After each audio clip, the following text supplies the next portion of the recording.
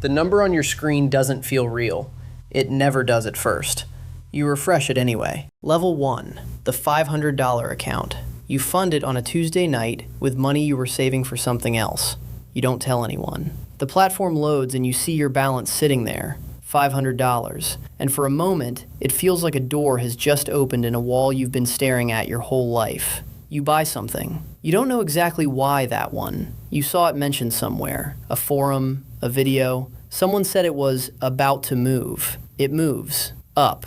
Not a lot, $43, but you close the trade anyway because you're scared it'll disappear. And when you see that number go from $500 to $543, you feel something that isn't just happiness. It's proof. It's confirmation of something you already suspected about yourself, that you're different, that you see things other people miss. You open another trade immediately. This one goes the other way. You hold it. You tell yourself it'll come back. It always comes back. You've read that somewhere. You wait 2 days. It doesn't come back. You close it at a $67 loss. You're back to $476. You don't sleep well that night, but not because you're upset, because you're already thinking about the next one. That's the thing about this level nobody warns you about. The loss doesn't stop you. It accelerates you. You fund another $200 the next morning. You tell yourself it's an investment in your education. At this level, the market is a personality. It has moods. It feels personal. When it goes your way, you feel chosen. When it doesn't, you feel targeted. You haven't learned yet that it doesn't know you exist. Your account ends the month at $390. You consider this tuition. Level 2,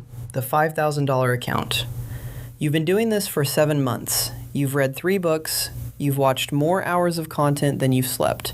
You have a system now, or what you call a system.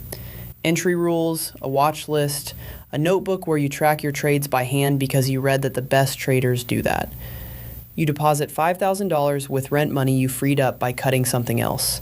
You don't examine that decision too closely. This is a different game now. The numbers have weight. A 2% loss isn't $40 anymore. It's $100. You feel it in your chest differently. You sit in front of the screen and your hands don't move as fast. That's progress, you think. You're not wrong. You start to see patterns. Not the ones the YouTube video showed you. Real ones. Things the market does before it does something else. You can't explain it precisely, but you feel it building. And one afternoon, you catch a move that nets you $340 in 20 minutes, and you sit back and feel like you've cracked something. Your girlfriend asks what you're doing. You say, "Just working on something." She doesn't push it.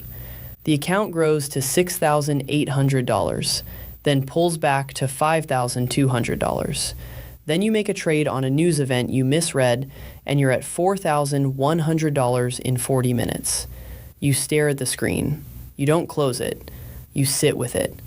You open a new position in the opposite direction, trying to hedge, and you make it worse. And by end of day, you're at $3,600.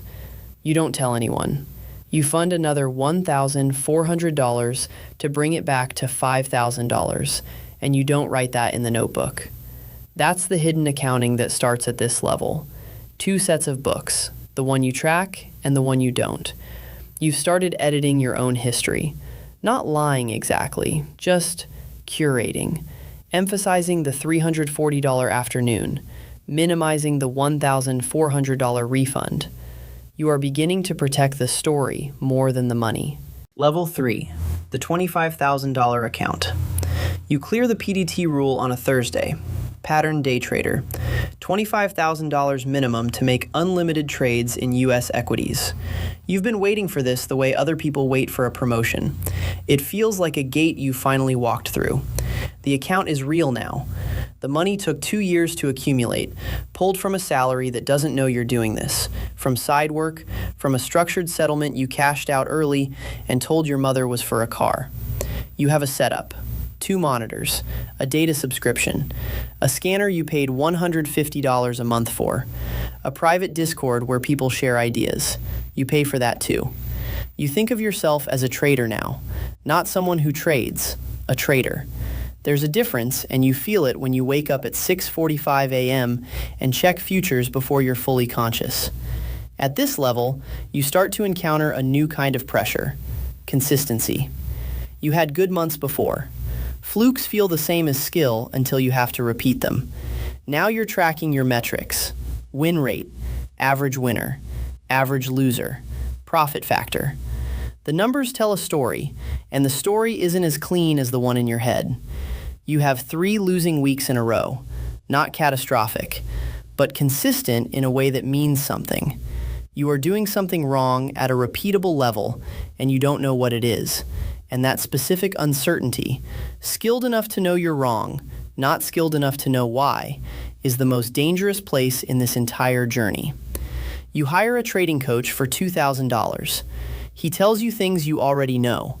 What he actually gives you is permission to trust yourself again, and that's worth it. And that's also a little disturbing.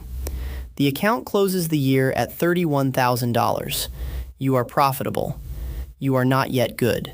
Level 4, the $100,000 account. It happens faster than you expected and slower than you hoped.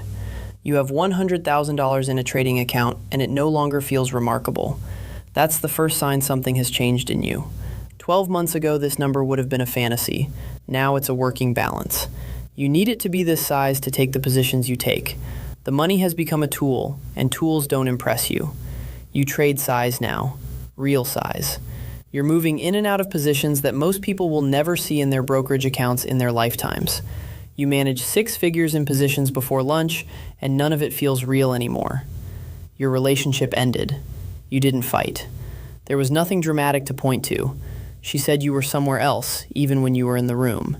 You didn't argue because she was right, and you both knew it, and there wasn't anything to say after that. You think about this sometimes in the 2 minutes between one trade closing and the next setup forming. Then the setup forms and you stop thinking about it. At this level, you start to understand what edge actually means. It's not a strategy. It's not a pattern. It's a statistical reality that requires enough occurrences to prove itself and enough capital to survive the variance while you're proving it.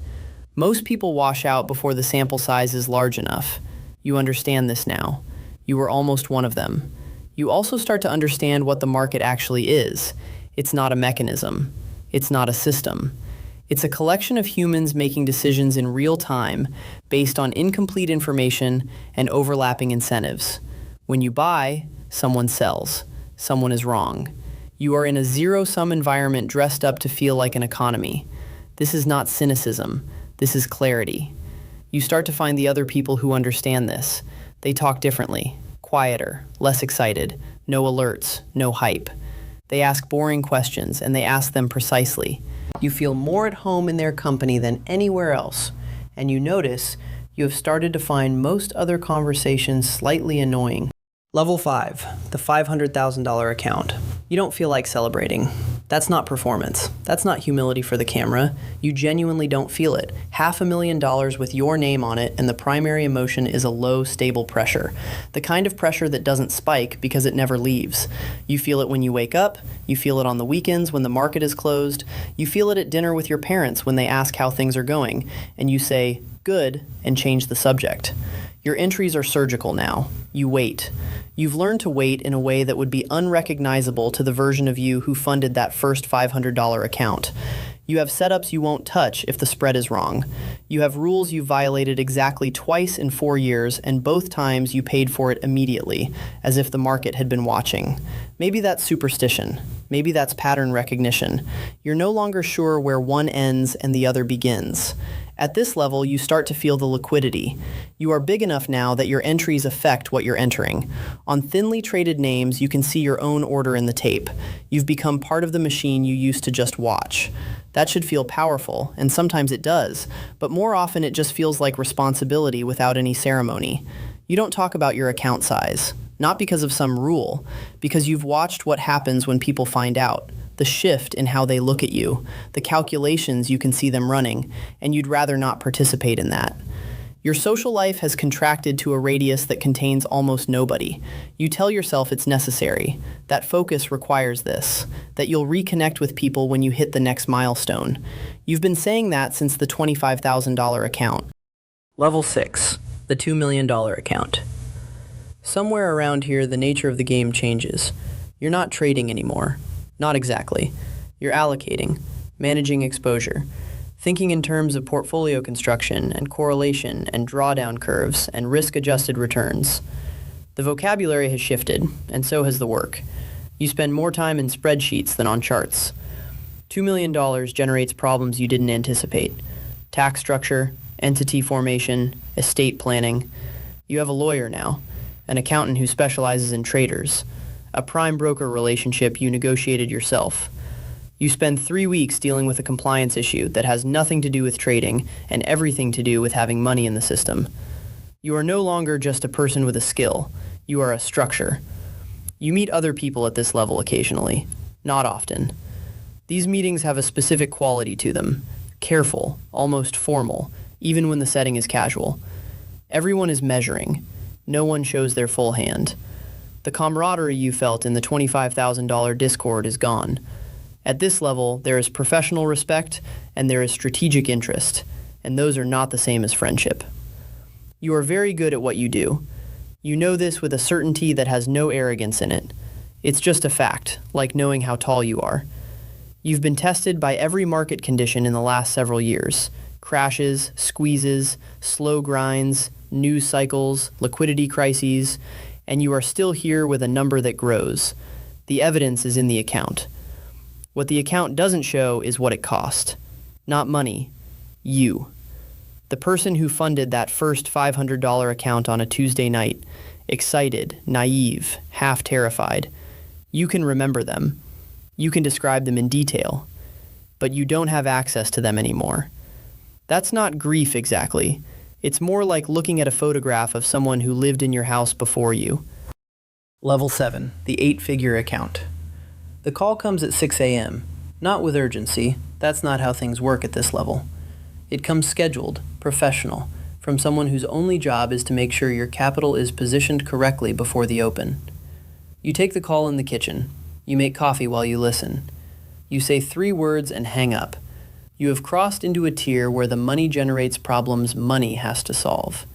Tax events that require restructuring, positions large enough to require pre-negotiated execution arrangements, relationships with desks at firms whose names you used to see on financial news and now you see on your phone. You don't talk to those people like you used to talk to anyone. At this level, there is no community. There is no forum. There is no Discord. There is a very small number of people on Earth operating at this scale, and you will never be in a room with most of them, and the ones you do encounter, you don't fully trust, and they don't fully trust you, and that's just the correct posture, and everyone understands it without saying it. You live well. You want to be precise about this because it matters. You live well, and it doesn't produce very much. The apartment is exceptional. The car is whatever you want. Travel is first class and occasionally private, and the logistics of your physical existence have been almost entirely removed as friction points. Food, comfort, access, these are not concerns. And you have noticed, with the detached observation that has become your primary mode, that the absence of those frictions does not produce happiness. It produces clarity. You can see very precisely that material comfort at this level is not a destination. It is a temperature. You maintain it the way you maintain everything else. Deliberately, without feeling. You think about the $340 afternoon sometimes. Not with nostalgia exactly, with something more like the recognition of a variable that's no longer in the equation. The feeling of that afternoon, the surprise, the almost physical shock of the win, that was possible because the stakes were comprehensible and the outcome was uncertain, and you were fully present in it. You are never surprised anymore. That's the real cost. Not the relationships, not the years, not the version of yourself you can't access. The absence of surprise. The flattening of outcome into expectation. The fact that nothing that happens in this market tomorrow will make you feel the way that $340 made you feel in a studio apartment on a Tuesday night with $500 on the line. The market opens, you watch the first few minutes without touching anything. Old habit. You've been doing it so long it's not discipline anymore, it's reflex. Muscle memory laid down over years of loss and recovery and slow, grinding competence. Somewhere on a trading platform right now, a balance reads $500. Someone just pressed buy. They don't know what they don't know, and that ignorance feels like confidence, and the confidence feels like proof. and the proof will be shattered eventually, and what's built in its place will cost more than they're ready to calculate right now. You know this, not because you're smarter than they are, because you were them.